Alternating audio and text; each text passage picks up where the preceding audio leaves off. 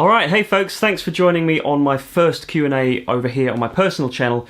As I said on my little social media teaser for this, it seems I get so many great questions from all of you and very rarely get the opportunity to actually answer any of them in video form at least. So I thought it would be best to actually make a dedicated video entirely for this subject, hence the start of a little Q&A series. Subsequently, from putting out that post, I had so many great questions from this first post alone, and I'll most likely turn this into a little semi-regular video series of Q&As, so to make sure that I get around to answering everything that you guys want to know in the future. So before we get into this first episode, let me first thank you for all your questions and comments. I really appreciate the support that you all have for me and my channel, and the fact that you have any sort of interest in my life as a musician is just pretty remarkable to me, to be quite honest. So anyway, let's dive straight into today's Q&A number one, and I hope you enjoy. Okay, so most of these questions today came from Instagram, but there were a few also that came in from Facebook and also here on YouTube. So this is going to be a general smattering from all of those places. Alright then, so question number one comes from Matthew Hooper on Facebook. He said, which artist's record would you most like to session on and why? This is a really broad question because session guitar playing has long been kind of my primary goal. It's something I've always wanted to do, and I do feel that unfortunately I'm kind of longing for the glory days of session work that is long gone by this point. You know, a lot of my heroes like Steve Lukather, Mike Landau, Larry Carlton, a lot of those players who really cut their teeth doing sessions. That's a world that I don't think I'll ever get to experience for myself, but it's certainly something I can dream about. And there's a lot of artists out there these days that I think there's calling for the kind of thing that I like to do when it comes to the world of recording anyway. So as a good example, you know, you've got artists like Bruno Mars these days, which is perhaps not the first artist you'd have expected me to reel off, but I think he's one of the very best kind of premier modern R&B artists out there, and there's always calling for guitar on that kind of music. You don't hear it very often, unfortunately, on recordings anymore. But I have had a bit of experience covering certain songs before, and I remember doing a version of Runaway Baby by him, and I remember laying down a pretty mean solo on it, and I really wish I could actually extend that to the real deal. So that kind of thing, that's a good example of what I'd like to do in the session world. There's also examples of guys like Noel and Liam Gallagher, some of my very favourite musical artists that are still going and still producing really great quality music, and that's something that I would love to be involved with one day. Or artists of a similar ilk. I love that kind of British sensibility in music, whether it comes from the Beatles or the Stones, right up to modern day artists like Noel and Liam. So yeah, I'd love to get a slice of that action as well. Alright, question number two comes from W. Goodfellow Guitar on Instagram. He says quite simply, what's your backstory? Did you go to a music school? I did not go to a music school, nor did I have any kind of formal music training. My backstory is quite linear, which I'm quite pleased about. It started out when I was around about 7 or 8 years old. I really got an interest in music, thankfully through my family. A lot of my family, particularly on my dad's side, were musical, and I got a lot of experiences and opportunities to play with members of my family from a very young age. So everything kind of happened in a very gradual, natural way. I didn't have to seek out anyone to play music with, really. They were literally within my family, and you know, my granddad on my dad's side was my first guitar inspiration. He was the one who kind of introduced me to guitar as an idea at all, and then subsequently I linked various forms of music that I liked to that instrument. So I really have to give all my thanks to that side of my family, which is a very nice thing to have been able to do. But yeah, that's kind of the backstory, and then from that point on I developed my own interest in music in a very natural way. So I just started listening to more and more bands. Predominantly things that had guitar on it was what I really liked, but there was all sorts of different types of music as well that came into the fold, and it just kept progressing from there. And so as soon as I got bit by the bug, very early on, thankfully, around the age of 8 or 9, like I say, it just got more and more intense, and it happened in a nice natural way, which I'm still very pleased about to this day. A question from Just Can Shred on Instagram. If you could buy any of the new tube amp releases from 2020, which would you go for? I think that's actually a pretty easy question for me to answer. I'd have to say, hands down, the new revised Soldano SLO 100 is pretty much top of my list for amps right now. You know, I've always been into that kind of sound. I've always associated that sound with some of my favourite guitar players, and never quite was able to put my finger on exactly where that came from, because Soldano were kind of off the map for a little while. But since working with Peach Guitars and us taking them on as a brand, and recently receiving stock of that SLO amplifier, as soon as I plugged into it and got the chance to play it, the penny dropped, and I realised that that is the high gain tone that I've lusted after for pretty much my entire guitar playing life. So I do see one of those being on the cards in the near future, but let's see. Alright, Thunder Oz on Instagram once again came up with a very good question I'm pretty excited about. What's your favourite Ace Frehley solo? So I think a few people have latched onto the fact that I am a huge Ace Frehley fan and will often make reference to that in various comment sections on videos I do, which I appreciate. It's one of my favourite guitar players, and Kiss is basically the reason that I got into music in the first place, and Ace Frehley very quickly became pretty much my #1 guitar hero from a very young age. So there's so many of his solos that I love. It's very, very hard to nail down because he is basically the reason that I kind of veered towards playing lead guitar, at least in the style that I subsequently do. So I think if I had to recommend one solo to people who haven't heard his playing before, then listen to Shock Me off Alive 2. That's probably the most complete Ace Frehley solo, to the point where I know every note, I can memorise it, and I can sing it along exactly with the perfect phrasing and everything. That is the solo of Ace Frehley to me.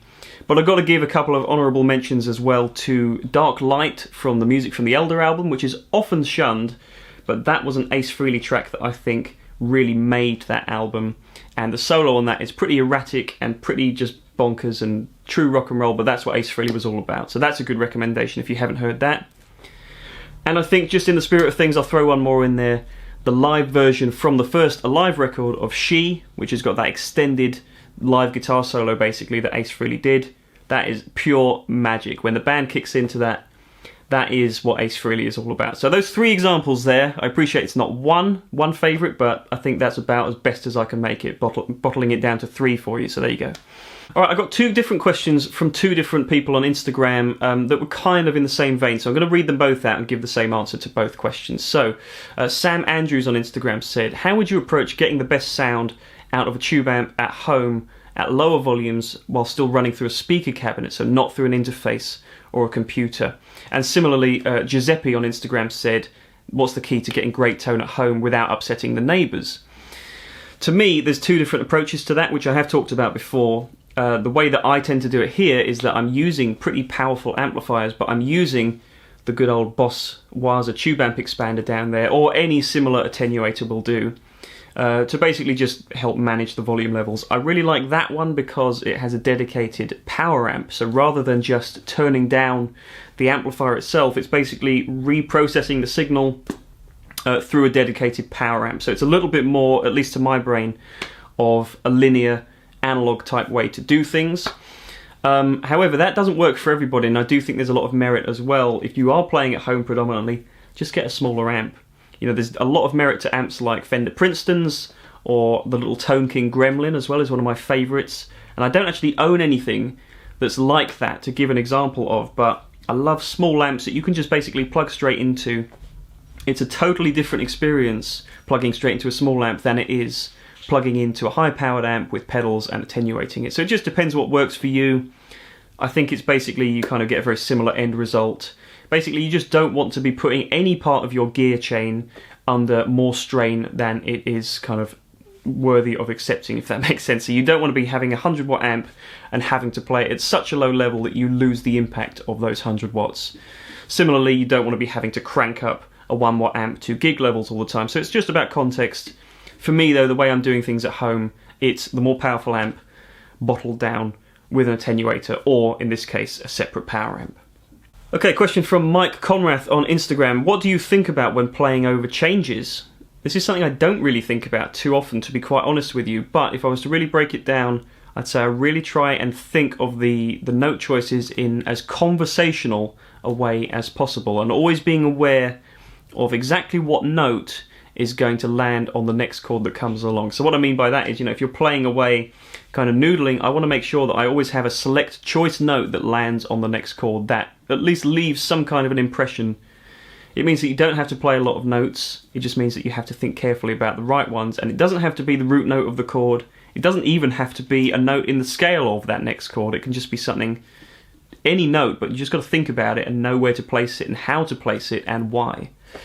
I do also think about things rhythmically a lot as well, so I'll often play around with the rhythm of sort of bending the notes either before or after the bar. I can't remember exactly who I've probably got that from, but you listen to guys like Greg Koch do that all the time. More to comical effect in his case, but I just like to do it to basically just mix up the rhythms. And if you're playing with a good rhythm section as well, they'll kind of follow you on that, and you can have some really interesting little inversions of rhythm that come across just from you playing around basically with rhythm itself. Hopefully, if you're playing with a good band, they'll follow you in that regard. Bursts of Tone on Instagram asks, what are the best boutique plexi style amps around at the moment? I have to say, I'm probably going to give it to the Sir SL67 and 68, hands down, in terms of just taking everything that's great about a plexi sound. I personally prefer the 100 watt plexi sound, but if you're more into the 50 watt sound, the SL67 will do that best on the market, in my opinion. Plus, there's a few other features that are thrown in there that make it more usable, like the built-in power scaling and variac features and stuff. However, the one that I own is the Dr. Z Remedy, and the reason for that is I like the twist on the theme that amp has. Rather than just being a straight-up plexi clone with EL34s, that amp has 6 V6s in the power section, runs at 40 watts and can drop it down to 20, has a post-phase inverter master on it as well, so it's a lot more usable than some other plexi style amps. It's not a straight clone, but having those different valves in the power section as well as those other features make it just usable in a whole different way that I really like. So that's my personal choice, but if you want a straight up plexi, I've got to give it to the Sir. Following on from that question is a question from Caleb Nwerb, I hope I've pronounced that correctly. On Instagram, once again, how many amps do you own? I think currently I've got probably 6 different valve amps, most of which you can see behind me. A couple of Dr. Z's, a trusty Sir Badger. I've also got a couple of Mesa Boogie amps, my Fillmore 50 combo, a Triple Crown 50 behind my shoulder there as well, and the Carlsbro 100 top, which actually belongs to my dad. But that doesn't get an outing very often at all, though hopefully it will do in future episodes. So that's all the valve stuff. I also have a couple of little practice amps like the Boss Katana Head, which is over in the background there as well, which I actually bought as a live backup amp for that Mesa, but that's really discrediting it because it does so much stuff, and I often find myself, if I just want to plug in quickly, I'll plug into that because it's got a built-in speaker as well as being able to run a speaker cab, so it's really useful.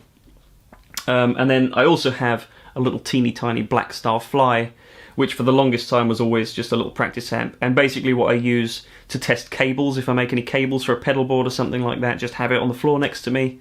Really practical little thing, and it actually sounds quite decent for a little 3 watt amp that's about that big. However, the crux for me is that amplifiers are my favourite thing in the guitar world, bar none, so I'm always obsessing over them and always looking to acquire more amplifiers. Unfortunately, they take up a lot of space, so this shelving unit is already maxed out, but there's probably going to end up being another shelving unit at some point to accommodate more amplifiers. Captain Jables on Instagram asks, I'd love to see you talk about dynamics in playing and how gear can assist it. That's a very good question, and actually quite a very detailed question. So, dynamics in playing, I've kind of made other episodes other videos in this series of episodes that cover that topic. But I like your point about how gear can assist that, and I think I've really realised in recent times that headroom is so important, to me anyway. Not necessarily having headroom, but being aware of it and how you want your playing to kind of respond to that. So if you're the kind of player that just likes to plug into a cranked amp and get all your dynamics from your volume control and your pick sensitivity, then maybe a 100 watt amp isn't the best way to do that. For me, I like that approach, but I also like the approach of just having a very high headroom amp, 50 watts or above. Cleaner pickups as well is very important. I think having a thinner pick is quite important. Maybe even thinner strings, because they just give you more control. You don't have as much output coming out of the guitar, so you can kind of just have more control over the levels that way. Also having your amp set as clean as possible. We all search for that breakup point, but I think actually having it a little bit cleaner, a little bit thinner, and using pedals. There's so many great pedals. You can easily get your gain sounds from any sort of pedals nowadays. That's the approach that I tend to take, and it's very different to plugging into a cranked amp and doing it all from the volume. I love both of those approaches, but I think for me, and I think for a lot of people out there in a lot of different situations, pedals and a loud, clean amp is kind of the way to go. It's so much more moldable that way. Alright, I was waiting for this question, and it comes from David Barbacia on YouTube. Dr. Z Maz 18 versus the Sir Badger 18. How do they compare? Which one is your preference?